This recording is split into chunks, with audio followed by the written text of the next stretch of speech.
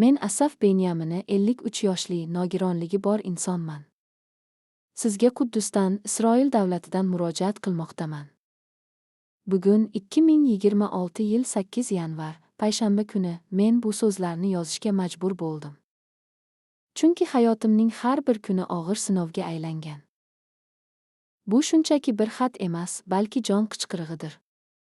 Mening kundalik kurashlarimni, azoblarimni eshitishingizni so'rayman. Har bir so'zim chin dildan, og'riq va umid aralash yozilgan. Isroildagi rasmiylar nogironligi bor insonlarga, uy-joyga muhtojlarga munosib yashash imkoniyatini rad etmoqdalar. Bu shunchaki bir shikoyat emas, balki shafqatsiz haqiqatdir. Bizga insoniy yashash uchun minimal sharoitlar ham berilmayapti. Kundalik hayotimiz og'ir, doimiy va ba'zan chidab bo'lmas darajada azobli kechmoqda. Tizim o'zining eng zaif fuqarolarini himoya qilishda mutlaqo muvaffaqiyatsizlikka uchragan. Bu ayanchli holat o'zgarishi shart. Davlatning bu befarqligi bizni doimiy qo'rquvda, sarosimada yashashga majburlaydi. Har birimiz o'zimizning yakka kurashimizda yolg'iz qolmoqdamiz. Bu adolatsizlikka qarshi tura oladigan yordamga muhtojmiz. Mening sog'lig'im kundan kunga yomonlashib bormoqda. Har bir o'tgan kun yangi og'riqlar, yangi cheklovlarni olib keladi. Bu holat bilan birga moliyaviy yuk ham tobora oshib bormoqda. Kasalligim bilan bog'liq xarajatlar haddan tashqari ko'payib ketdi. Tibbiy muolajalar, dorilar va zaruriy tibbiy tekshiruvlar uchun doimiy pul kerak. Bu xarajatlar meni chidab bo'lmas bosim ostida qoldirmoqda. Shuningdek, hayotimni ozgina bo'lsa-da yengillashtiradigan yordamchi vositalar ham qimmat. Nogironlar aravachasi, maxsus moslamalar, hamshira xizmatlari katta xarajat talab qiladi. Ammo mening bu ehtiyojlarimga hech qanday yechim taklif qilinmayapti. Mening holatim uchun hech qanday munosib yechim mavjud emas. Bu qorong'u tunnelda qolganlikdek bir holat. Qayerga murojaat qilishni bilmay, butunlay umidsizlikka tushyapman. Yillar davomida men har qanday mumkin bo'lgan manbalarga murojaat qildim. Davlat idoralariga, ijtimoiy tashkilotlarga, har kimga yozdim. Har doim befarqlik devoriga duch keldim. Ba'zan esa mening murojaatlarimga nafrat va dushmanlik bilan javob berildi. Go'yo mening azoblarim hech kimni qiziqtirmaydi. Bu kamsituvchi munosabat meni yanada ruhiy tushkunlikka soladi. Men sizdan shunchaki oddiy va insoniy iltimos bilan murojaat qilaman. Bu meni tushunish, holatimga befarq bo'lmaslik chaqirig'idir. Men faqatgina yashash uchun imkoniyat qidirmoqdaman. Men shunchaki achinishingizni istamayman, balki amaliy yordamga muhtojman. Mening hayotimni o'zgartirish uchun harakat qilishingizni so'rayman. Bu so'zlar shunchaki bir iltimos emas, balki oxirgi imkoniyatimdir. Menga yordam bera oladigan tashkilotlar, jamg'armalar haqida ma'lumot kerak. Xayriya tashkilotlari, assotsiatsiyalar, shaxsiy shaxslar. Kim bo'lmasin, men bilan bog'lanishingizni iltimos qilaman. Menga munosib hayot kechirishim uchun moliyaviy grantlar zarur. Bu shunchaki tirik qolish emas, balki qadr-qimmat bilan yashash uchun.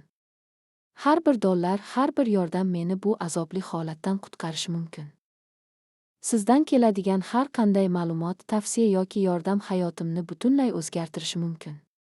Kichik bir harakat ham men uchun katta umid bag'ishlaydi. Mening kelajagim sizning qo'lingizda. Men bir vaqtlar jamiyatning faol a'zosi edim. Endi esa nogironligim tufayli har bir qadamim og'ir. Hayotimni o'z qo'llarim bilan qurishga intilsam ham, cheklovlarim bunga yo'l qo'ymayapti. Do'stlarim va yaqinlarimning yordami cheklangan. Ular ham o'z hayotiy kurashlariga ega. Men ularga ortiqcha yuk bo'lishni istamayman. Shuning uchun men tashqaridan yordam so'rashga majburman. Hozirgi davrda tibbiyot juda rivojlangan. Ammo unga erishish uchun pul kerak. Men o'z sog'lig'imni yaxshilash, og'riqlarimni kamaytirish uchun harakat qilaman. Buning uchun sizning yordamingiz muhim. Dorilar, fizioterapiya va doimiy nazorat mening hayot sifatimni sezilarli darajada oshirishi mumkin. Bu menga o'z oyoqlarimda turishga, jamiyatga qaytishga imkon beradi. Men bunga chin dildan ishonaman. Men faqatgina yashash uchun emas, balki jamiyatga foyda keltirish uchun ham yashashni istayman. O'z tajribam bilan boshqa nogironlarga yordam berishni xohlayman. Ularga umid berishni, ularni qo'llab-quvvatlashni istayman. Bu mening umidlarim va orzularimdir. Men bu dunyoda shunchaki bir raqam emas, balki insonman.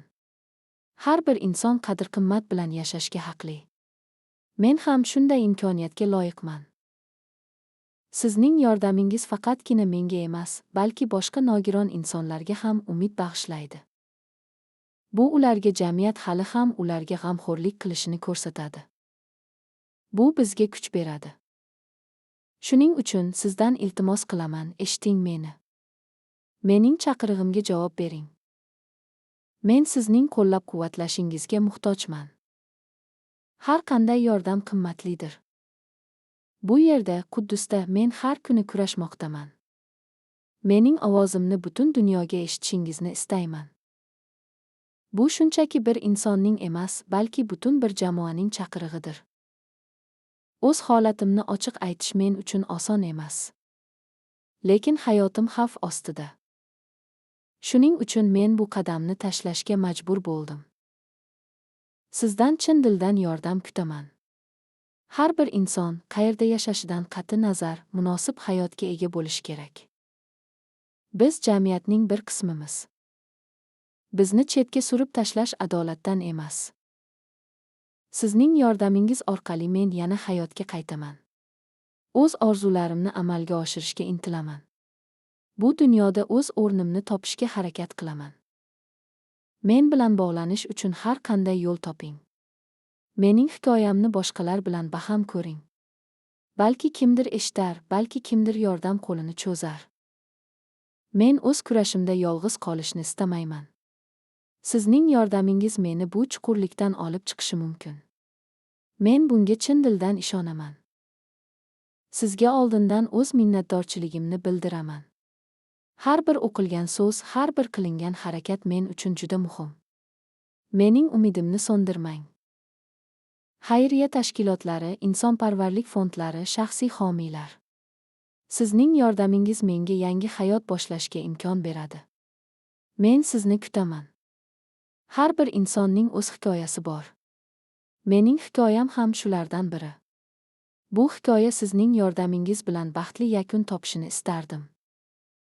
Sizga murojaat qilishimning yagona sababi yashash istagim. Qadr-qimmat bilan og'riqsiz yashash istagim. Menga yordam bering. Bu so'zlarimni diqqat bilan o'qigan har bir insonga rahmat. Sizning e'tiboringiz men uchun juda qimmatli. Umid qilamanki, bu chaqiriq javobsiz qolmaydi. Isroildagi nogironlar hayotini yaxshilash uchun birgalikda harakat qilaylik. Bu nafaqat mening, balki minglab boshqa insonlarning ham chaqirig'idir. Sizning saxiy yordamingiz bilan biz bu to'siqlarni yengib o'tishimiz mumkin. O'zimizga munosib hayot qurishimiz mumkin. Keling, birgalikda bu kurashda g'alaba qozonaylik. Mening holatim shunchaki bir misol. Ammo bu misol orqali ko'plab boshqa insonlarning ahvolini tushunishingiz mumkin. Bizga yordam bering. Qadrli hayot har bir insonning asosiy huquqi. Men bu huquqni talab qilaman. Va bunga erishish uchun sizning yordamingizga muhtojman. Bu murojaat balki ko'pchilikka yetib bormas. Ammo hatto bir kishi ham javob bersa, bu men uchun katta g'alaba. Men bu umid bilan yashayman. Mening sog'lig'imning yomonlashuvi meni tobora ko'proq cheklovlar ostiga qo'ymoqda. Agar hozir yordam topmasam, ertaga juda kech bo'lishi mumkin. Vaqt juda oz qolgan. Mening ovozimni eshiting.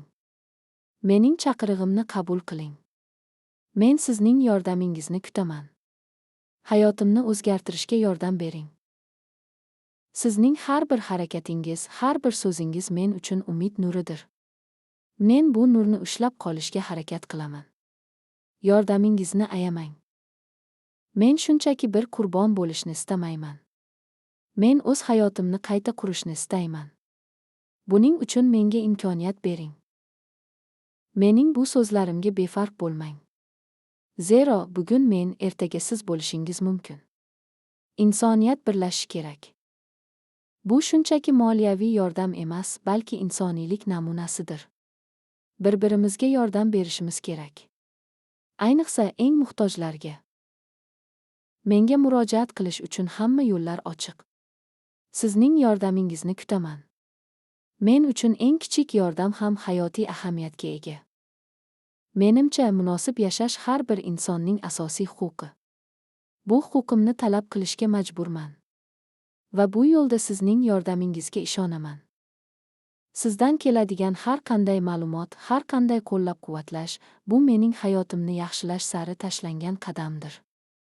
Sizga o'z minnatdorchiligimni bildiraman.